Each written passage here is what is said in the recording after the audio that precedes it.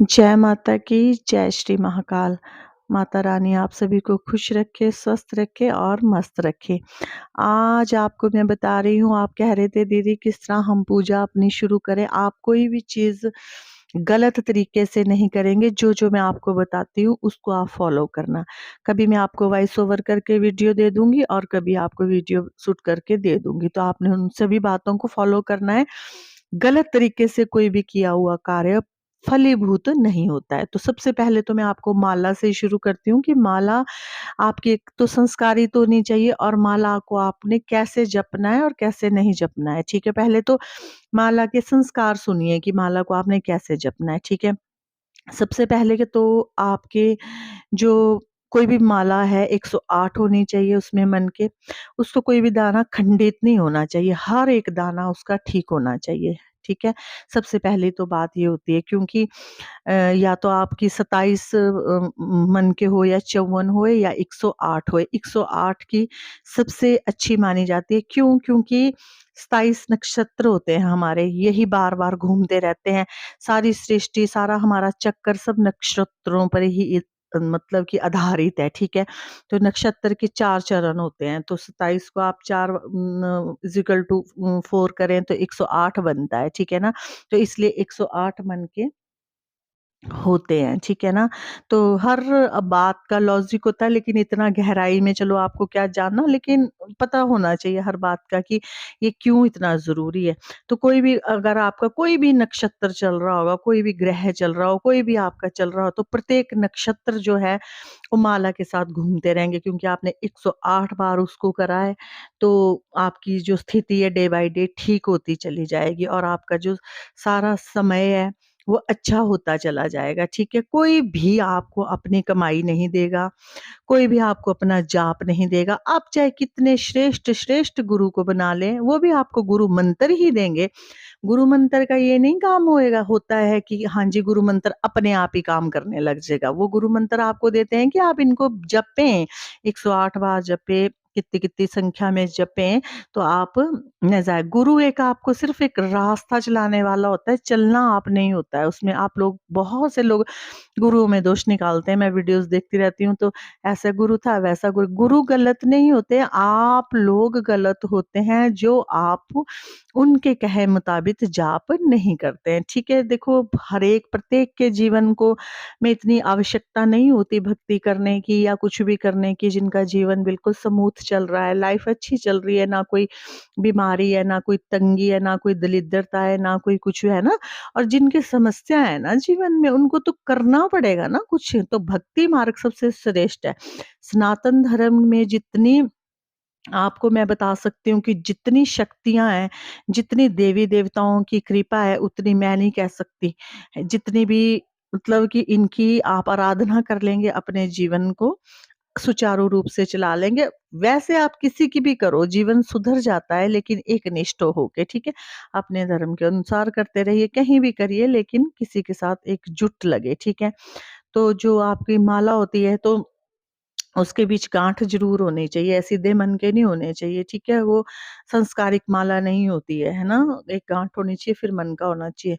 तो उसमें सुमेरु लगा होना चाहिए, सुमेरु क्या होता है? वो जो लास्ट में एक मन का बाहर लटका होता है, जिसमें धागा-सा लगा होता है ना? तो उसको उसका उल्लंघन नहीं करना पड़ता है, उसको उल्टा वहीं से जहाँ से आपने शुरू किया ना, वहीं से दोबारा माला को शुरू करना होता है। जब 108 होगी, तो वहीं से शुरू करना जहाँ से आपने उसको शुरू किया है, ठीक है ना? पीछे मोड़ना माला को। तो माला हमेशा ही मतलब कि आपको अपनी गोमुखी में रखनी चाहिए होती है। गोमुखी क्या होता है? देखो किसी को कुछ-कुछ बच्चों को तो पता होता है जो सनातन धर्म से ज़्यादा जुड़े उनको तो इस चीज़ की नॉलेज होती है। जिनको नहीं होती है मैं उनको बता देती हूँ। गोमुखी वो थैली सी होती है जो येलो-येलो सी होती है जिसके अंदर लोग जपते रहते हैं। इतना तो आपने देखा ही होगा ना, कृष्ण जी के पुजारी होते हैं, कई सबने रखा होता है, उसको गोमुखी कहते हैं। तो गोमुखी के अंदर माला करें, उसमें एक उँगली आपकी बाहर होनी चाहिए, ठीक है? माला चलानी अगर आपको दिक्कत होगी तो मैं लाइव में भी बता दूँगी, वैसे स्पेशली वीडियो भी बना दूँगी कि माला कैसे चलानी होती है और कैसे मोड़नी होती है, ठीक है? तो नहीं तो आप सर्च कर सकते हैं यूट्यूब में आजकल इंटरनेट पे बथेरी फैसिलिटी है, बहुत ज़्यादा है, जैसे मर्ज़ी आपको अगर इंटरेस्टेड हो आप लोग, तो जब तक आप किसी भी तरीके से काम नहीं करेंगे ना, तब तक आपका कुछ भी नहीं होगा। मतलब अगर आप सोचेंगे ना कि हम कर लें, ऐसे कर लें, वैसे कर लें, ऐसे नहीं होता। किसी भी चीज़ का आपको मेथड होना चाहिए, ज़रूर मेथड होना चाहिए, तभी वो आपका क्वेश्चन सॉल्व होता है, ठीक है? तो जैसे बिना माला से आप जाप करते हैं ना, तो वो जाप नहीं लगता है, उसको आसुरी शक्तियाँ ले जाती है। एग्ज़ाम्पल तौर मैं आपको बताती हूँ, आसुरी शक्ति कैसे ले जाती है कि जो संस्कारित माला होगी, वो किसी इष्ट के नाम से आपकी होगी वो उसको संस्कार, तो वो उसी उन्हीं को इष्ट को जाएगा वो जाप। अगर आप ऐसे ही करेंगे तो उसको कोई भी ले जाएगा चुरा करके। जैसे अब हम खाना खा रहे हैं, ठीक है? खाना देखो हम खा रहे हैं तो हमने अगर कुछ भी नीचे नहीं गिरा ना, तो वो हमारा पूरे शरीर को लगेगा, ठीक है? अगर हमने कुछ भी गिर दिया ना नीचे, अन्न अपना खाते टाइम थाली से नीचे गिर दिया या कुछ भी बचता है वो खाता है, वो असुरी शक्तियाँ उस चीज़ को खाती है। आपको कहा जाता है ना कि कभी भी थाली में जूठा अन्न ना छोड़िए, कहा जाता है कि घर में इधर-उधर नीचे अनाज नहीं गिरा होना चाहिए, बासी-कासी आटा नहीं होना चाहिए, मतलब गंदगी नहीं और वेस्टेज नहीं होनी चाहिए, क्योंकि खाते तो वो भी अन्न ही है, खाने के लिए आती हैं ये आसुरी शक्तियाँ। ज़रूरी नहीं होता कि हमको किसी ने कर ही दिया, हमेशा ही किसी ने कर ही दिया। हमारे लाइफ़ के कुछ ऐसे-ऐसे वजह ऐसे-ऐसे कारण होते हैं जिस करके नेगेटिविटी ज़्यादा हावी होती है उन घरों में। तभी कहा जाता है कि ज़्यादा गंद ना फैला कर के रखें, ज़्यादा सफाई रखें, ज़्यादा कूड़ा-करकट ना रखें। आप अपने क्या कह सकती हूँ मैं, जैसे स्टोर रूम होते हैं वहाँ गंद ना फैला के रखें। तो ऐसी-ऐसी जगहों पे वास होता है इन चीज़ों का, है ना? पुराने कपड़े, जूते वगैरह ऐसा-वैसा करके रखते हैं, तो ये होता है। तो इन चीज़ों का सब कुछ करते रहना चाहिए होता है, ठीक है? तो फिर उसको फिर असुरी शक्तियों को जब लगेगा कि हर रोज़ ही यहाँ तो वेस्टेज होती है, हर रोज़ ही यहाँ खाना होता है। हम जा कर के होटलों पे तो खा तो लेते हैं खाना-वाना, वहाँ पर देखा होगा आपने आले-दुआले कितनी वेस्टेज होती है, तो वहाँ नेगेटिविटी क्या बहुत ज़्यादा हावी होती है। बहुत से लोगों का मैंने सुना है कि आज हम बाहर खाना खा के आए और हम बीमार हो गए, होता है ऐसे। और हम भी कभी खा कर के आए, हमको तो हज़म ही नहीं होता। मुश्किल में ही कहीं ना किसी मुसीबत में ही खाना पड़ता है, अदरवाइज़ हम लेकर के अपना ही चलते हैं। अपनी चाहे सूखी रोटी होगी लेकिन अपना ही चलते हैं, है ना? वो भी हम फिर डब्बे में छोड़ते नहीं हैं, ठीक है? तो बहुत से बातें हैं, इनको अपने जीवन में आप सभी को फ़ॉलो भी करना चाहिए।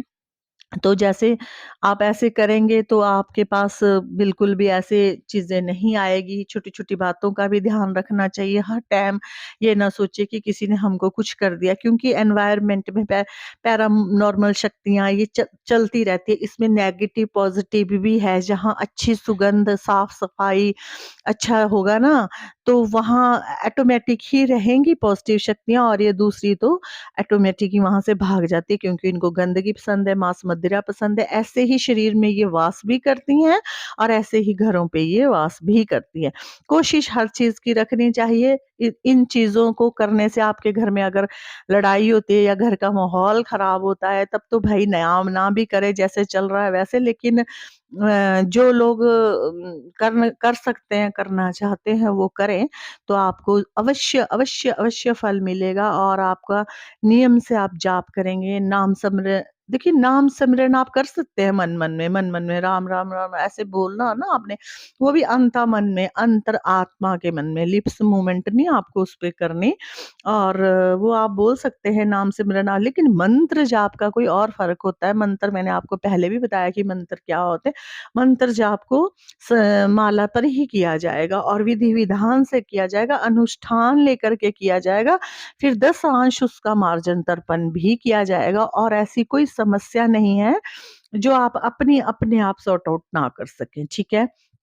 तो मैंने आपको ये बताया, तो अगर आप लोग पूजा में बैठ रहे हैं, कर रहे हैं, तो उस चीज़ को आप जस्ट फ़ॉर्मेलिटी ना किया कीजिए। ये हमारे जीवन का सबसे ही ज़्यादा ज़रूरी, मतलब कि कह सकते हैं सबसे ही ज़्यादा ज़रूरी अंग कह सकती हूँ मैं, कि जैसे कि हमारा कोई पार्ट है बॉडी का, तो हम ये कह सकते हैं कि इसके बिना हमारा सरता नहीं है, इसके बिना हमारा होता नहीं है। तो फिर जय माता की, जय श्री महाकाल। आप खुश रहिए, स्वस्थ रहिए और मस्त रहिए।